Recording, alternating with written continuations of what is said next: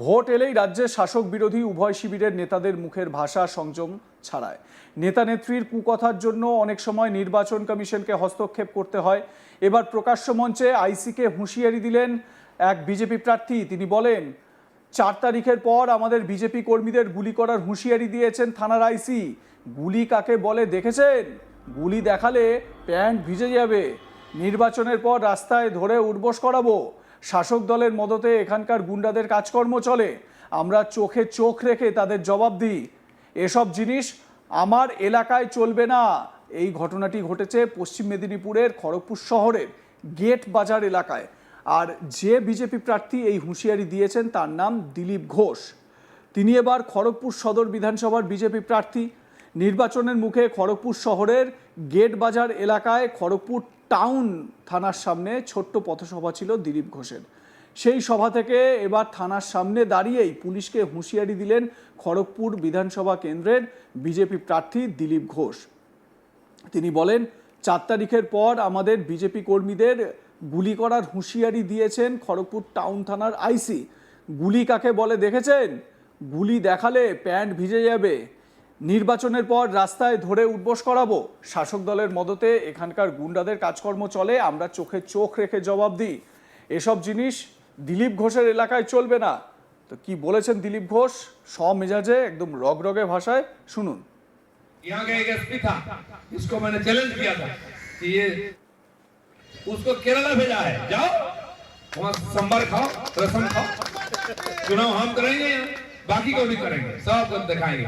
यहाँ का आईसी है, हमारे कार्यकर्ता को उठा के ले आके थाना में बोलता है टीएमसी के साथ काम करो, नहीं तो 4 तारीख के बाद गोली मार देंगे। साला तेरा बाप का गोली है, कितना गोली है तेरे पास? गोली देखा है, आवाज से पेंट गिला हो जाएगा तेरा।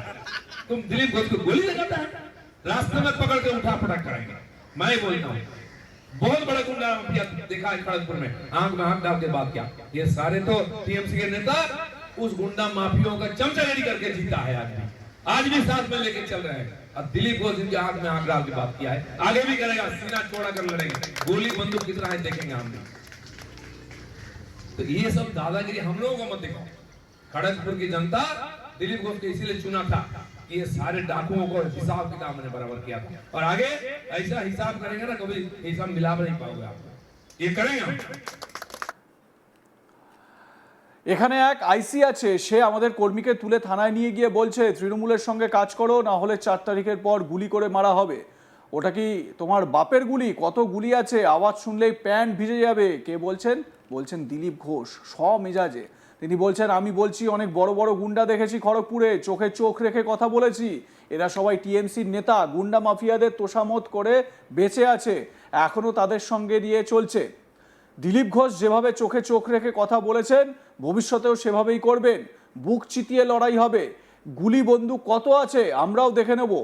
তাই এই দাদাগিরি আমাদের দেখাবেন না। খড়গপুরের মানুষ দিলীপ ঘোষকে এই কারণেই বেছে নিয়েছিলেন, যাতে এইসব দুষ্কৃতীদের হিসেব চুকিয়ে দেওয়া যায়।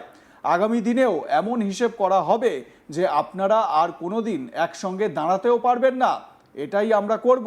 দিলীপ ঘোষ মঞ্চ থেকে কথা বলেছেন। এদিক সাংবাদিকদের সামনে বর্তমান রাজ্য রাজনীতির একাধিক ইস্যুর পরিপ্রেক্ষিতে মন্তব্য করেছেন দিলীপ ঘোষ। মমতা ব্যানার্জির ভবানীপুরে জয়ের প্রসঙ্গে তিনি বলেন, মমতা ব্যানার্জি ভয়ঙ্করভাবে ভয়ে আছেন। পুলিশ গুন্ডাদের দিয়ে এতদিন জয়ী হতেন, এবার পারবেন না সেখানে আর, কারণ ভুয়ো ভোটার বের করে দেওয়া হয়েছে। তাই বলেছেন গণনা কেন্দ্রে সতর্ক থাকতে। আরজিকর হাসপাতালে যে কাণ্ড ঘটেছে সেগুলি এখন মৃত্যু ফাঁদ হয়েছে। দিলীপ ঘোষ কি বলেছেন এ প্রসঙ্গে সাংবাদিকদের শুনুন। মমতা ব্যানার্জি ভয়ঙ্কর আতঙ্কে আছেন। উনি ভেবেছিলেন এরকম দাদাগিরি করে জিতে যাবেন, 3 বার জিতেছেন, ভুয়ো ভোটার, অনুপ্রবেশকারী ভোটার, পুলিশ গুন্ডা দিয়ে জিতবেন, সেসব হবে না, পুরো আটকে গেছে কাদায়। এবারে দেখুন উনি আজ স্টেটমেন্ট দিয়েছেন গণনা কেন্দ্রে নাকি সাবধান থাকতে হবে। কেন ভাই? আমরা তো বলতাম গণনা কেন্দ্রে লুটপাট করে টিএমসি যেতে, আপনার কেন ভয় হচ্ছে? কারণ হিসাব বরাবর হয়ে গেছে, উনি বুঝতে পেরেছেন জিততে পারবেন না, লুট করতে পারবেন না, সেই জন্য এখন থেকে ভয় পেয়েছেন আর ভবানীপুরে আটকে গেছেন। ভবানীপুরের সভাতে 50 জন আধিকারিক ভোট, মানে কোথাও কি মানে মনে হচ্ছে যে পুলিশ প্রশাসন বা আমলারাই ভোট করে? এত গুরুত্বপূর্ণ কেন ভোটের ময়দান? দেখুন কে কি করায় আমরা জানি না, অ্যাডমিনিস্ট্রেশন উনি চালাতেন ওনার মতো করে। এখানকার অফিসারদেরকে ফুটবল খেলতেন, আইপিএস আইএসতে। নির্বাচন কমিশন দেখেছে কোন কোন অফিসার যারা সংবিধানের চেয়ে, শপথের চেয়ে মমতা ব্যানার্জির বেশি বাফাদার, তো তাদেরকে তো রাখবে না, তাহলে ফেয়ার ইলেকশন হবে না। আর সেটা সব জায়গায় হবে। দাদা আরজি করে আবার রোগী মৃত্যু, লিফটে বন্ধের পর এবারে টয়লেটে গিয়ে মৃত্যু হলো এক রোগী, বারবার আরজি করে উঠে আসছে। আরজি করের মতো যতগুলো হসপিটাল পশ্চিমবাংলায় নাম করা হসপিটাল ছিল সবকটা এখন মৃত্যু ফাঁদ হয়ে গেছে। ওখানে অসুস্থ হয়ে না মরলেও লিফট ছিঁড়ে মরতে পারে লোক, মারার সব ব্যবস্থা হয়েছে। মমতা ব্যানার্জি হেলথ মিনিস্টার কি করেছেন এর জন্য? এত বড় আরজিকর হওয়ার পরে যার কানে জল ঢোকে না, তার মানে তার কোনো যোগ্যতা নেই চালাবার। সেই জন্য একটাই সমাধান, এবার বিসর্জন দিয়ে দিন টিএমসি। দাদা ভোটে লড়াই করবে ওয়াইসির এআইএমআইএম, হুমায়ুন কবিরের সঙ্গে জোট চূড়ান্ত হলো, তালিকা প্রকাশ করবে। ইলেকশনে অনেক জোট হয়, পার্টি পাল্টায়, চলতেই থাকবে। এ নিয়ে আমাদের কিছু বলার নেই। আমরা লড়ছি, আমাদের সঙ্গে টিএমসি লড়ছে, এই দুটোই আছে। বিজেপি টিএমসির লড়াই, এটাই দেখবে বাংলা। জেলা থেকে মুসলিম সমাজ কিন্তু আবার তৃণমূলের বিপক্ষে। গতকালই মুসলিম কমিটির সম্পাদক প্রেস মিট করে বলেছেন যে শাসকের বিরুদ্ধে তারা যাবে, দরকার হলে কোরআন শরীফ সাথে নিয়ে ভোট চাইবে। আমি বলছি মুসলিমদের সে সাহস নেই মমতার বিরুদ্ধে যায়। সেদিন আমি শুনছিলাম খোকাবাবু বলছেন নাকি বিজেপি হিন্দু মুসলমান লড়াই করে। আমি বলছি আমরা লড়াই কাউকে করি না, আমরা তো লড়ছি অশিক্ষা, কুশিক্ষা, অনুন্নয়নের বিরুদ্ধে। আরে আপনারা তো মুসলমান লড়াচ্ছেন।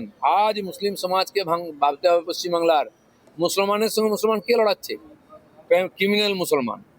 ফাইট হচ্ছে মুসলমানের সঙ্গে। সবচেয়ে বেশি পলিটিক্যাল মার্ডার হচ্ছে মুসলমানের, গ্যাং ক্লাসে। কেন মারা যাচ্ছে? বাগটুইতে 8 জন মহিলা 2 জন শিশুকে জ্যান্ত জ্বালিয়ে দিয়েছিল, মুসলমানরা জ্বালিয়েছিল এবং টিএমসির নেতারা জ্বালিয়েছিল, তারাই মেরেছিল মুসলমান। তো মুসলমানকে কে মারছে? পাড়ায় পাড়ায়, মুসলিম বস্তিতে বস্তিতে আজকে মুসলমানরা সবচেয়ে কষ্টে আছে। তারা টিএমসির বাইরে যেতে গেলে কেস দেওয়া হবে, তাকে জেলে ঢোকানো হবে। দম থাকলে মমতার বিরুদ্ধে করো। আর আমি বলে দিচ্ছি সারা ভারতবর্ষে সব জায়গায় বিক্ষোভ হয়।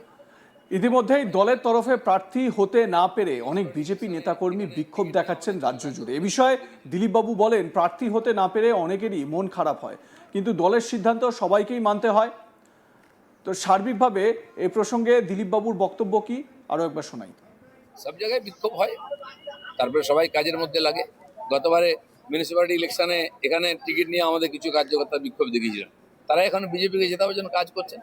তো অনেকে ক্যান্ডিডেট হওয়ার চেষ্টা করে, না হলে একটু মন খারাপ হয়, কিন্তু পার্টি সর্বোপরি, পার্টি ডিসিপ্লিন মানতে হবে। দাদা খড়গপুরের সব লোক চাইছে দিলীপদার প্রচারে যেন দূষণটা মেন মুদ্রা থাকে। বললাম তো, মেন মুদ্রা কেন? যারা ক্ষমতায় আছে, এখানে পয়সা নিচ্ছে, তাদেরকে কেন বলছে না? দিলীপ ঘোষকে বলে, কারণ দিলীপ ঘোষ লড়াই করে। আমি আগেও লড়াই করেছি, বললাম তো, আমি প্রথম চিঠি লিখেছিলাম এখানকার দূষণ পরিষদকে। কেউ লিখেছে আজ পর্যন্ত?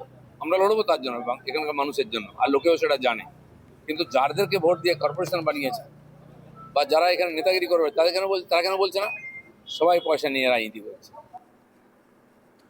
লাইক, কমেন্ট, শেয়ার করতে ভুলবেন না। দেখতে থাকুন আজ তাক বাংলা। সাবস্ক্রাইব করুন আমাদের ইউটিউব চ্যানেলটি, বেল আইকন প্রেস করুন নোটিফিকেশন পেতে।